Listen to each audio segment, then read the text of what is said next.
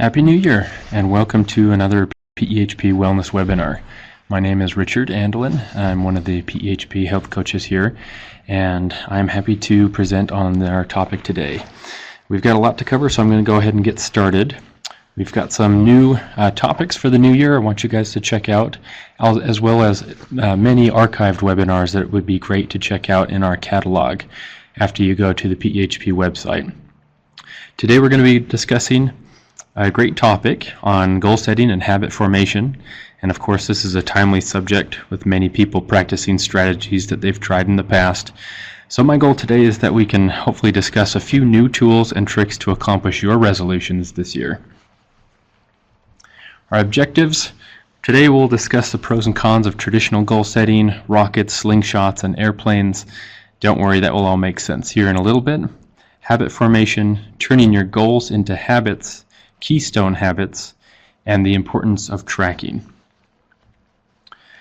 So I think people's typical approach when they set goals, they're well-intentioned and they start off well. Oftentimes they find themselves inspired or in a motivated mind frame with the eye on the prize. Often people will set goals and objectives based on pain points in their lives that they would like to see changed. Typically these goals come in two shapes. The big stretch, which is a goal that pushes the person beyond their previous abilities. These goals are fun to declare and to share with your friends. For example, I will write a book this year, run a marathon, lose 100 pounds, stop smoking, start a business. It's exciting just dreaming about these accomplishments, but the energy soon wanes. Most people recycle goals or find a familiar footing. This strategy keeps people in their comfort zone, and the letdown isn't as drastic when they don't see their intentions through. It feels like they are chipping away at their goal instead of taking a big leap. Many people can find the balance and set their goals just big enough while pushing themselves into their growth zone. They also might write their goals down and crystallizing their thoughts, plan on paper and find a criteria to work toward. Some might research and find some accountability through friends and family. Now, research shows that your likelihood to reach your goal increases dramatically, sometimes 50% or more, if you just write it down. Other people might invite friends or organize an accountability team with similar interests. And finally, let's not forget about our SMART goals. I think we've all heard about SMART goals before. Let's just review those real quick. So the SMART goal, I'm not quite sure where it came from, but this acronym is handy and helpful. Each letter forces you to clarify and be more specific in your intentions. Now let's review. So the S is for specific, or in other words, what you exactly want to accomplish. For example, lose weight. Okay, but how much? Now M is for measurable. Track your progress and create milestones to check in with yourself. For example, are you exercising a certain number of times a week? Now A is for attainable. Now, is the goal realistic based on your current state, resources, and abilities? For example, I'd like to save $1 million this year. Okay, is that realistic? Is that attainable? R is for relevant. Does your goal pertain to other life focuses? For example, if work has you traveling for a season and you want to build better relationships with your family, perhaps there's a better time frame for your family goal. And finally, time-based. What is the amount of time you want to accomplish your goal by? For example, by the end of the month, year, quarter. It's a time goal. This time aspect really holds you accountable, puts some pressure under you. So in conclusion, your goal should be focused somewhat like this. I want to improve my health by exercising at my local gym 3 times a week, Monday, Wednesday, Friday at 6 p.m. for 30 minutes for 1 month. Now, the more detail, the better with your goals. Your goal should give you instructions on how to achieve it. Many people frame their goals like this, however: lose weight, stop smoking, stop going out to eat, stop spending money. All these goals include the old mind frame and behavior. Sometimes it's easy to find the opposite, or the positive action, or digging in a little deeper into what your goals will help you accomplish. Let's take smoking for instance. If I know I am triggered at certain times a day to smoke, I may want to identify my trigger and give myself a healthy alternative. If smoking helps me cope with stress, I will take a walk, eat a healthy snack, talk to my coworker. My new goal may be phrased like this now. At work and during times of stress, I will take a walk, eat a healthy snack, or talk to a coworker. I will track my progress for 30 days. It's a little bit better way to frame it. You've got to be careful when you're framing your goals. Now, even with these tips, many people find themselves discouraged and without much progress. Sometimes people even end up worse off and developing an aversion to trying. More so, people can form beliefs about themselves and their inabilities. Self-fulfilling prophecies and confirmation biases can form, and the person quickly finds themselves in a dark place.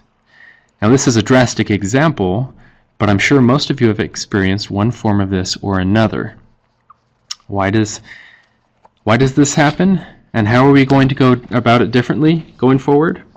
Well, let's talk about rockets and slingshots. Now, this is where I hope to start changing your mind frame and your beliefs around goal setting. If you think about it, most goals are a one-time bargain. For example, lose 20 pounds, write a book, run a marathon. They focus you on your future target, just one target at a time.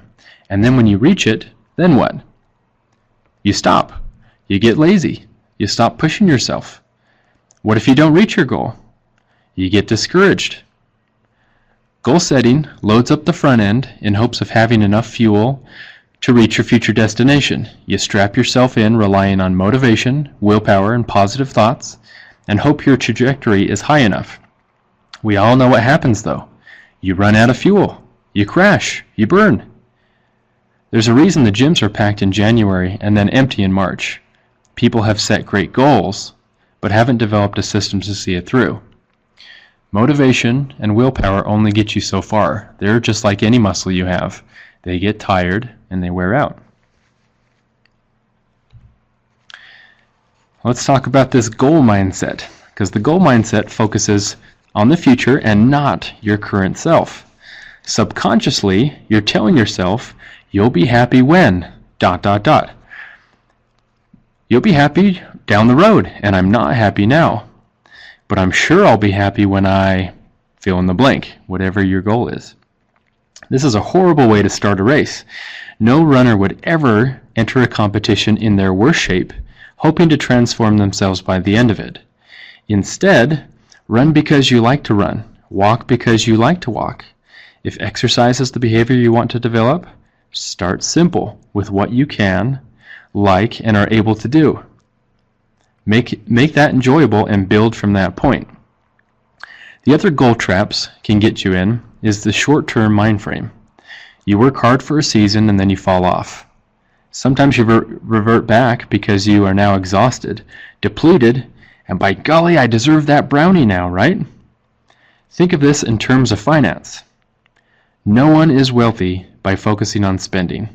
Wealth is gained through smart investing. Your goals focus your efforts on doing X so that I can get Y. Instead, focus on investing in small and simple steps, then larger ones, then larger ones. Sometimes it doesn't take much, and the variable of time and compounding interest does the work for you. Back to the exercise example. Would it be better to prepare and run one marathon, or develop the love of running daily? Goals also have a black and white or pass and fail outcome. They are rigid and don't allow for flexibility or the demands of life in general. Smart goals are great, but they tend to lock people in. Their benefit is to clarify and specify instructions, but what happens when you're on vacation or life throws you a curveball? Because it will happen. This is where typically the despair sets in and you try to catch back up and recommit.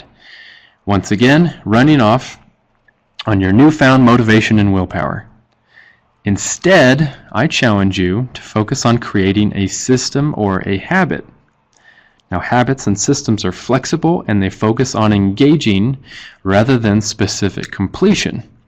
For instance, if I want to exercise more and I was previously finding success at the gym, but this week I'm unable to, follow your system of exercise by doing something at home.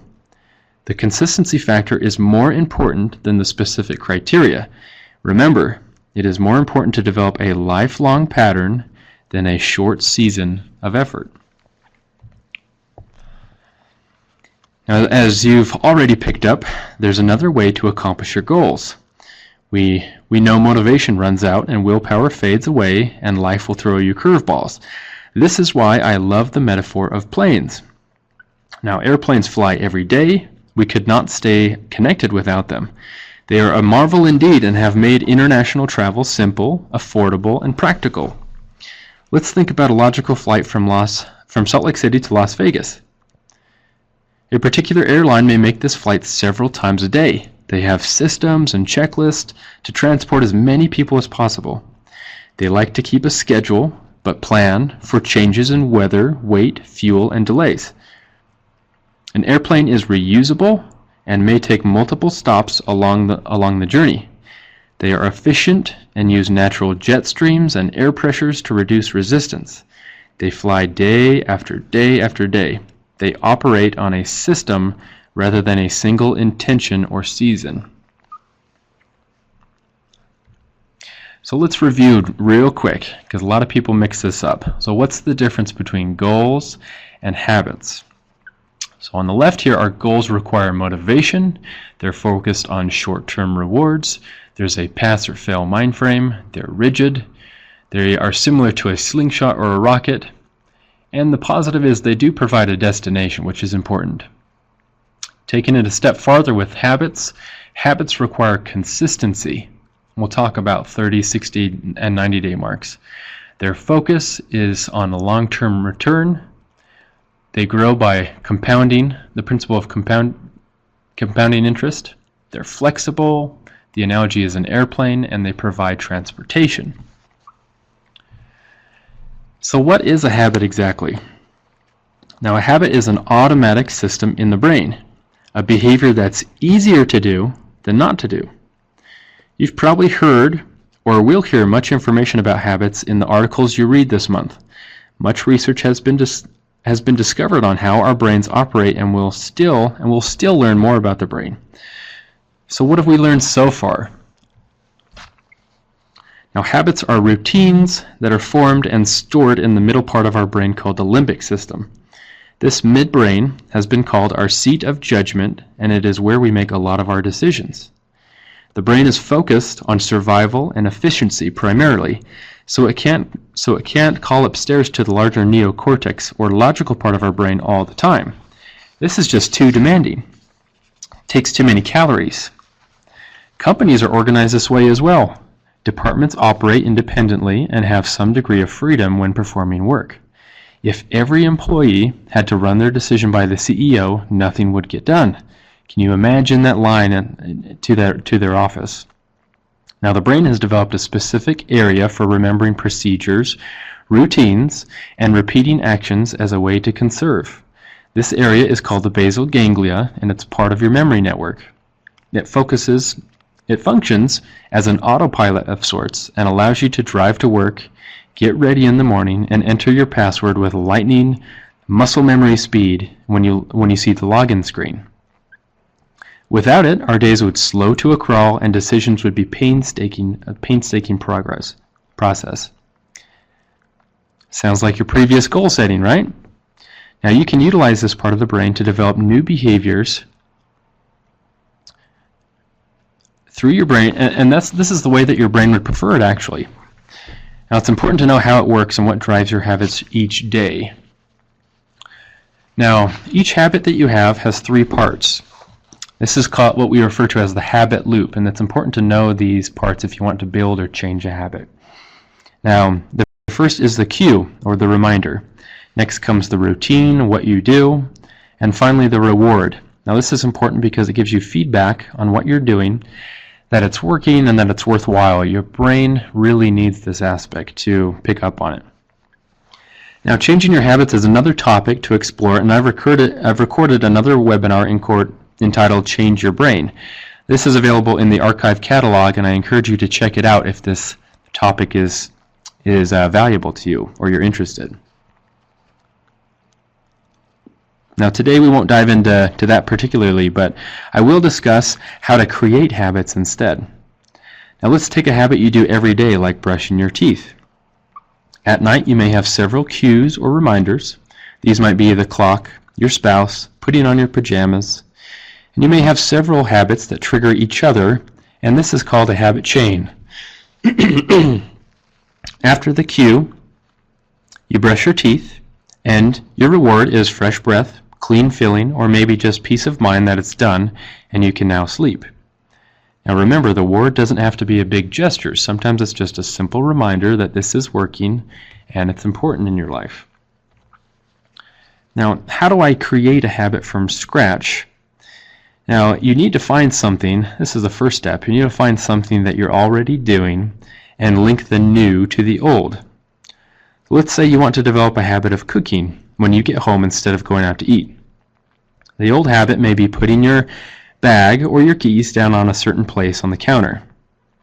Here is where you'll add your new cue. Try placing a frying pan on this spot.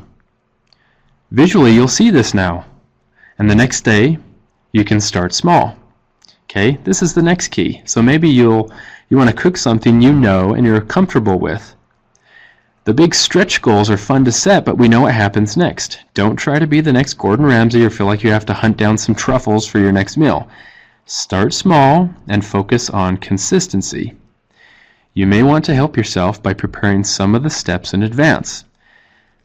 So where you place your bag is the frying pan cue, and inside the pan is a recipe card and spices, vegetables, and the knife you'll need to get started. Once you finish, be proud of your meal and repeat. Research shows 30, 60, and 90-day mile markers are important to hit. You want your brain to catch on and build the routine for you. Now, consistency is best. Even if you can't make it what you wanted, cooking anything can still help you stay on track. Now, let's talk about activation energy real quick. Activation energy is what you'll need to get started. So if your gym clothes and your shoes are buried, the likelihood of you following through are very small.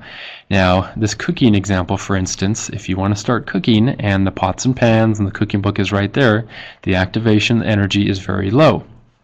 Let's take another example. Let's say you want to start practicing your guitar, but the guitar is in the attic covered in dust and you need a ladder to get there. This is high activation energy, or in other words, it's going to take you quite a bit to get started. Now let's say you put that guitar next to your bed and it's within an arm's reach from when you lie down. Okay, every time you're in your room you can see it and it's ready to go, you just have to pick it up. Activation energy is a big deterrent for a lot of people. So the best that you can, try to find ways that you can cut some of those steps and get started right away. Alright, so how do we turn a goal that we have into one of our habits? Now, here's where your traditional goal setting comes in. You want to start by finding a clear target. Find out what you want to accomplish and give yourself some parameters around that. So, losing 20 pounds, okay, I want to do this year. Okay, this is great. You want to improve your health. It's focused around weight. All right, make sure this next step's important. Make sure you frame it in a positive tense. So we wouldn't say lose weight. We would say I want to improve my health with smarter choices. That gives you a little more instruction and it's formed in the positive tense. You don't ever want to tell yourself to stop doing something because it doesn't tell you what to do instead. Now, here's the next step, and it's a little tricky, but this is where you'll spend a lot of your time and where the transformation takes place.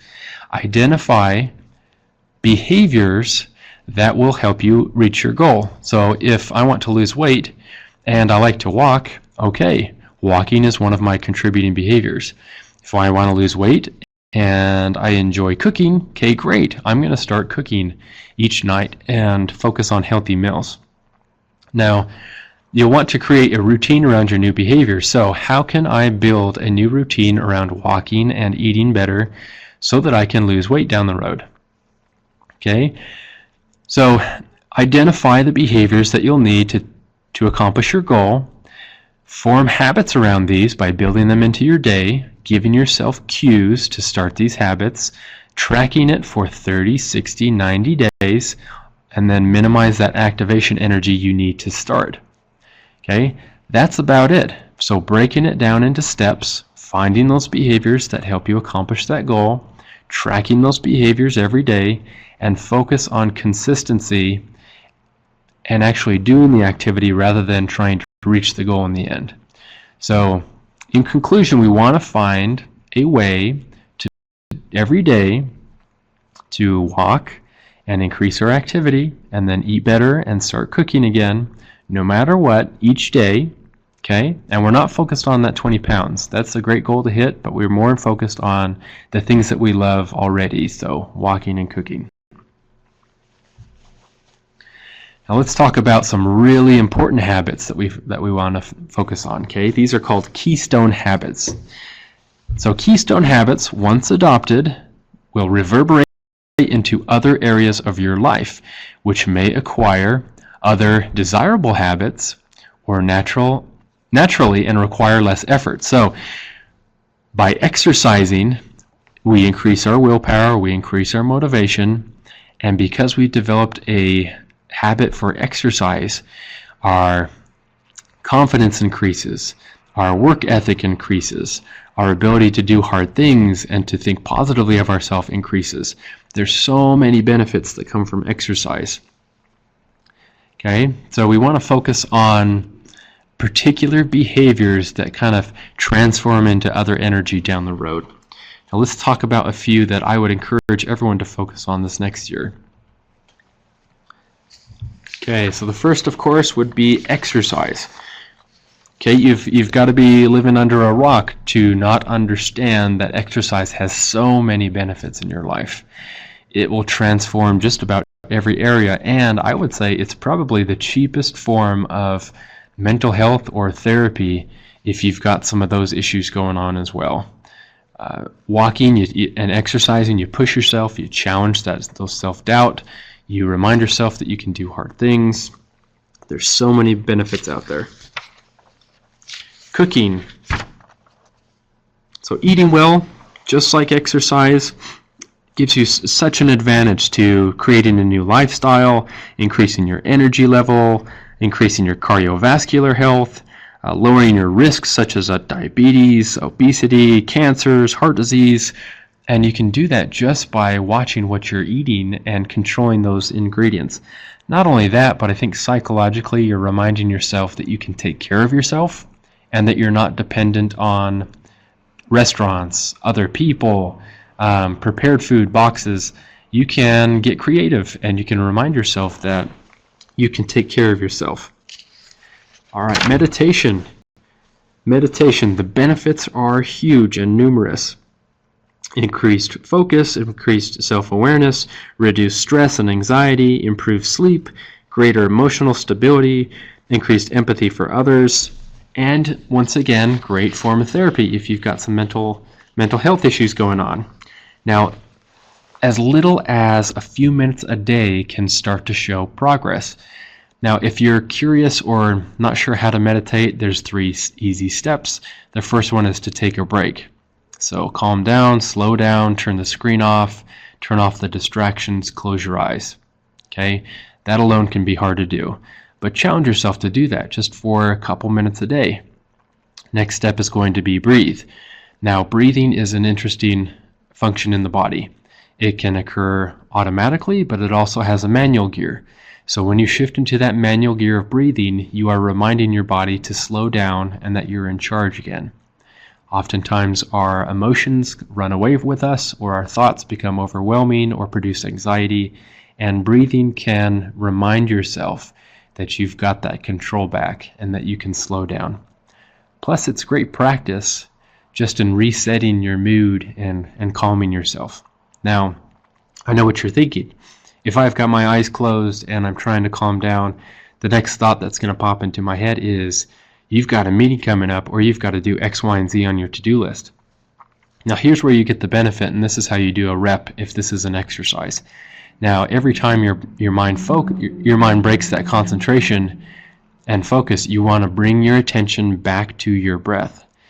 Okay, so that's like a rep. So your goal is to do a few minutes every day, and each time you get distracted, you're bringing yourself back to that breath.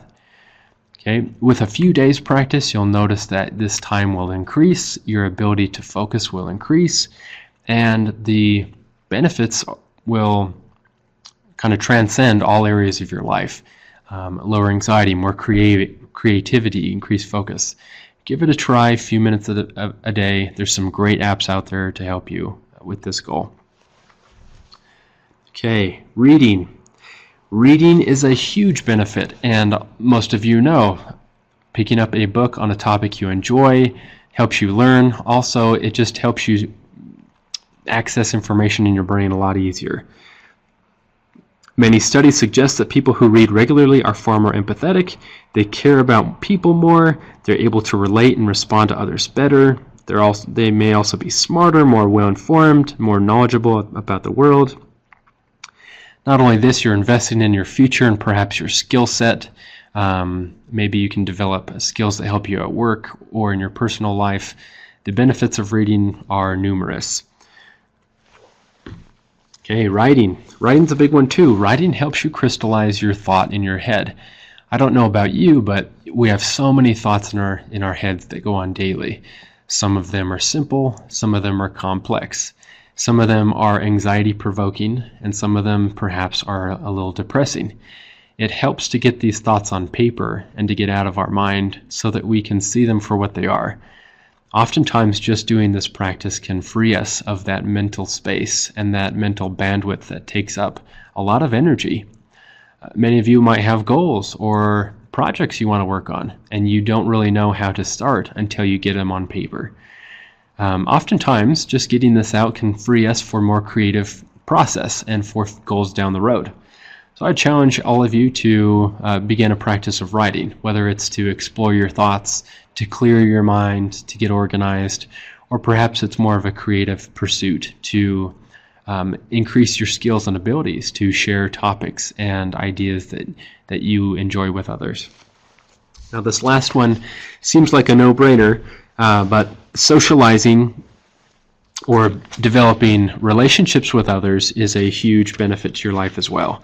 Now, if this is a habit that you have built into your life to socialize whenever possible, your mood is probably increased. Your ability to find resources and support is probably already there and developed. Now, if this is a challenge for you, there's little ways that you can build and grow on this. Okay, one might be going out to lunch with a friend once in a while, starting a conversation in the morning and asking how someone's day or weekend was, asking for favors and offering help and support to others. This is how relationships grow and develop, and the benefits are numerous once again. If you feel like you have relationships, your emotional health is increased, your loneliness decreases, which research is showing can be a huge deterrent to health in later years. So developing those relationships now are really key. Okay, we've hinted on this many times, but it's so important to track your progress when you're building habits and setting goals. It's not about hitting the mark far down the road. It's about hitting the mark daily. So developing those habits and building a practice each day and crossing off the week when you get there and crossing off the second week when you get there. Now, most popular research, if you go back about 10, 20 years, shows about takes 30 days to develop a habit. A lot of that research comes from various sources. More accurate and current research shows that it takes about 60 days to see some of that traction. Okay, and more importantly, if you can hit that 90-day. Now, that 90-day mark is big. A lot of this research comes from working with people with addictions and breaking negative or unhealthy behaviors. After that 90 days, people start to see some traction, and their brain literally starts to rewire itself for new reactions and new patterns. So in summary, we've covered some great things today, some basic, some a little more abstract, okay, the pros and cons of traditional goal setting, and some downfalls and some traps that gets you in.